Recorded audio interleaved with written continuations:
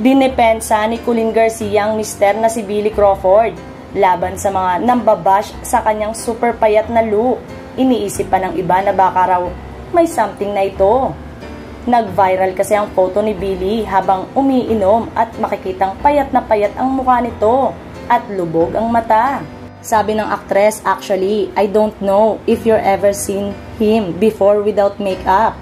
But long before we even started dating, he's always had dark under eye circle and major hair loss na." Aniya, hindi naman daw ito kakaiba lalo na sa mga nakakilala kay Billy.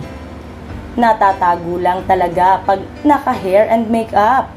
I wish we had photos from 10 years ago to show na he's always had those dark circle and matagal na siyang walang hair.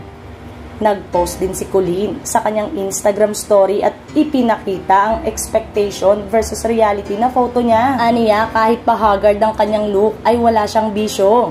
Hindi rin daw ito dulot ng problema sa kanilang mag-asawa. "I break out, I get tired, I am getting older every day," say ni Colleen.